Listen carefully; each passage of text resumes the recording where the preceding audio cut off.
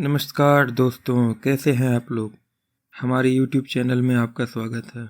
आज मैं आपको एक अनोखी कहानी सुनाने जा रहा हूँ। कहानी का शीर्षक है भूतों की आत्मा।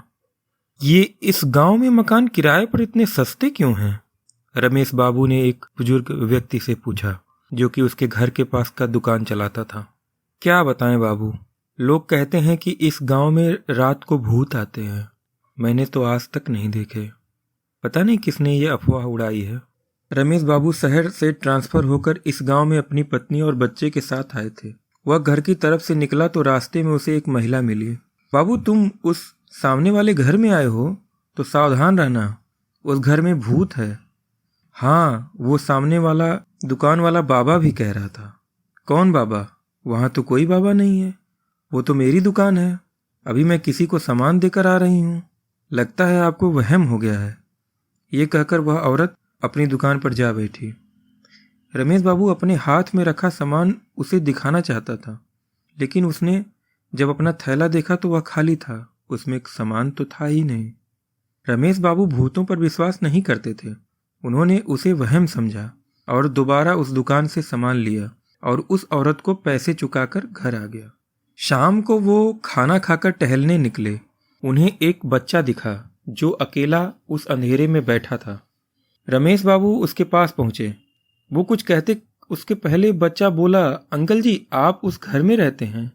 ध्यान से रहना, वहाँ भूत हैं, मेरे सारे दोस्त कहते हैं।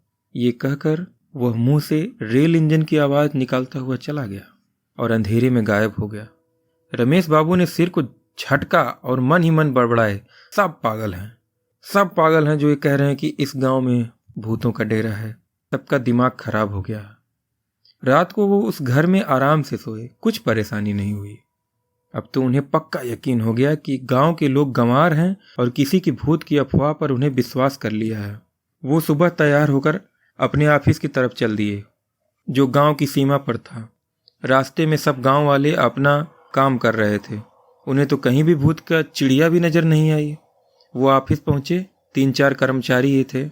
रमेश बाबू ने सोचा, यहाँ तो ऊपरी कमाई नहीं होगी, उन्हें तुरंत ही तबादला करवाना होगा। तभी चपरासी चाय लाया। उसने पूछा, साहब कहाँ रह रहे हो? पासी के गांव में, खेड़ा गांव में। साहब, ये खेड़ा कहाँ है? अरे पासी तो है। रमेश बाबू थोड़ा रौब से बोले, साहब मेरा जन्म इसी जगह हुआ है, ऐसा तो कोई गांव है ही नहीं। रमेश बाबू पहले ही अपनी ऊपरी कमाई न होने के अनुमान से परेशान थे। ऊपर से चपरासी के सवालों से वो और परेशान हो गए, तो उन्होंने चपरासी को डांट दिया। चपरासी चला गया। शाम को बड़ी मुश्किल से दिन काट वो घर वापस चल दिए। वो जब नाला पार कर गांव में घुसे तो पाया वहां गांव तो बदल गया था। वहां का नज़ारा काफ़ी अजीब था। वहां पहले जैसा कुछ नहीं था जैसा वो सुबह छोड़ कर गए थे। वे जल्दी से अपने घर की जगह पहुंचे तो देखा वहां पे खाली मैदान था। उनका दिमाग अब काम नहीं कर रहा था। तभी उसे वही बुजुर्ग महिला और बच्चे दिखे जो उसे कल मिले थे। रमेश बाबू उनके पास पहुंचे। उन्होंने बड़े बेचैनी भरे स्वर में पूछा, आप सबसे मैं कल मिला था ना, और बात भी की थी। मेरा घर तो यहीं था, आज है नहीं। उन तीनों ने जैसे सुना ही ना हो और आश्चर्यचकित होकर बुजुर्ग बोले, बेटा क्या बात करते हो, हम तो खुद नए हैं और हमारे एक रिश्तेदार का घर ढूंढ रहे हैं। ये कह वो तीनों आगे बढ़ गए। रमेश बाबू की अब हालत खराब थी। उनकी स्थिति ऐसी थी कि काटो तो खून नहीं। उसके घर में उसकी पत्नी, बच्चा, सारे डॉक्यूमेंट्स जो कि उसे अगले दिन ऑफिस में दिखाने थे, कुछ भी नहीं दिखाई दे रहा था। वो बहुत दुखी हुए और पुलिस स्टेशन पहुंचे। उन्होंने महिला इंस्पेक्टर को सारी बात बताई। महिला इंस्पेक्टर जोर से हंसी और बोली, अभी तो पूरी तरह शाम भी नहीं हुई और अभी से चढ़ा लिया है क्या? घर ही गायब हो गया, पत्नी और बच्चे भी गायब हो गए। पागल हो गया, जाओ यहाँ से। इतना कह वह जीप लेकर राउंड पर निकल गई। अब तो रमेश बाबू का बुरा हाल था। वो बदहवासी में बाहर निकले तो उन्हें अपना चपरासी साइकिल से आता दिखा। उनकी जान में जान आई। उन्होंने चपरासी को रोका और लगभग रोते हुए अपनी बात झट से पूरी बता दी। चपरासी उनके मुंह की तरफ देखकर बोला, कौन हो भाई, और ये बात मुझे क्यों बता रहे हो? मैं कोई चपरासी नहीं हूँ और ना ही यहाँ कोई आसपास ऑफिस है। लगता है तुम पागल हो। यह कहकर चपरासी साइकिल पर चढ़ा और चला गया। अब तो रमेश बाबू को चक्कर आ रहे थे। वह उसी समय गाड़ी पकड़ अपने पुराने ऑफिस की तरफ चल दिए जहां से उनका ट्रांसफ़र हुआ था। सुबह वे सीधा अपने पुराने ऑफिस पहुंचे। वहां देखा तो उनकी पत्नी और बच्चे पहले से ही मौजूद थे। उन्हें देखकर रमेश बाबू आश्चर्यचकित थे और थोड़ा तसल्ली भी उन्हें हुई। रमेश बाबू कुछ बोले उससे पहले उनकी पत्नी बोली, आप कहाँ थे जी? 3 दिन हो गए आपको ढूंढते हुए। यदि आज नहीं आते तो हम ऑफिस वालों को साथ लेकर पुलिस स्टेशन जाने वाले थे FIR कराने। क्या बात करती हो? कल तो तुम मेरे साथ थी।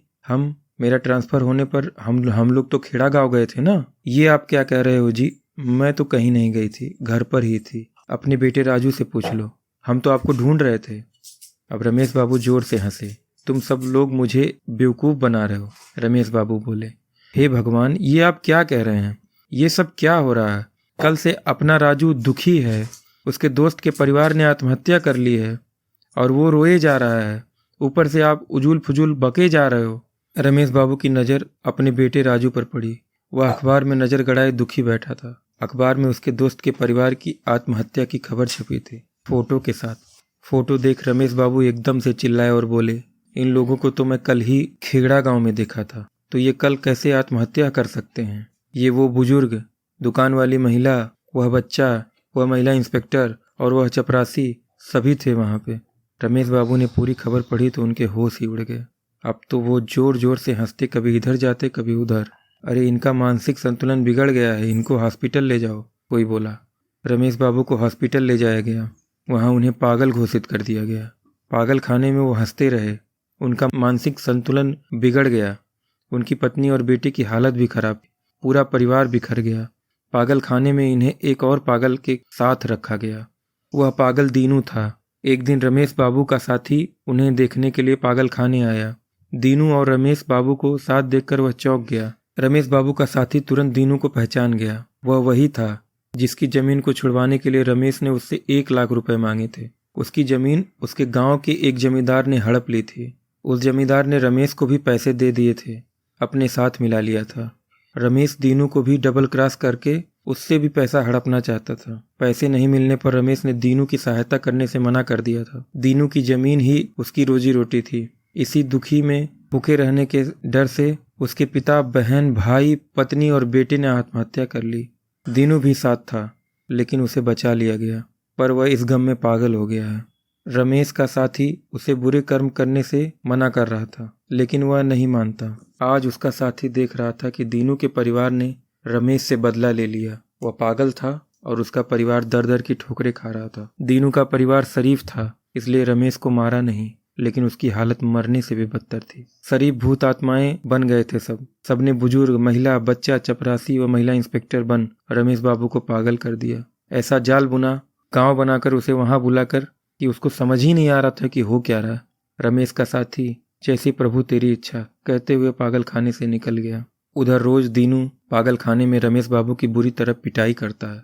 वे चीखते चिल्लाते हैं, लेकिन पागल खाने वाले उसे पागल समझ कुछ नहीं कहते। दीनू मारते हुए कुटिल हंसी हंसता है। पता नहीं वो पागल था या नहीं, शायद नहीं। इसीलिए कहते हैं कि जैसी करनी वैसी भरनी। Thank you.